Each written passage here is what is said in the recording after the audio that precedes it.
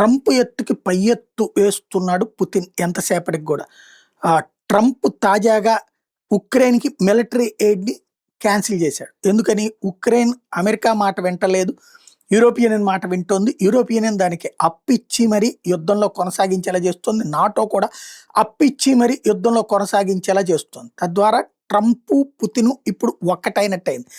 అదే సందర్భంలో వెనుజులా విషయంలో ఓ పక్కన ట్రంప్ వెనుజులాని దిగ్బంధించి వెనుజులాలోకి ఏది పోనీయకుండా చేస్తుంటే, అదే వెనుజులాకి ఇప్పుడు రష్యా తనకి సంబంధించినటువంటి సంస్థలు, రష్యా సంస్థలు వెనుజులాలో ఉన్నాయి. వాటిని కాపాడుకోవడానికి అన్నటువంటి పేరుతో అక్కడికి ఇప్పుడు తన సైన్యాన్ని మొబిలైజ్ చేస్తుంది. తద్వారా ఉక్రెయిన్ న్యాచురల్ రిసోర్సెస్ ఇప్పటికే అమెరికా, రష్యా పంచుకున్నట్టు రేపు పొద్దున ఇది కూడా వెనుజులాది కూడా వీళ్ళిద్దరూ పంచుకుంటారా అన్నటువంటి చర్చ వస్తుంది. తద్వారా ఇద్దరు శత్రువుల్లాగా ప్రజలకు కనిపిస్తూ వివిధ దేశాల ఆస్తులు కొలగొట్టడంలో మాత్రం ముందుంటారన్నటువంటి విషయం కనబడుతోంది.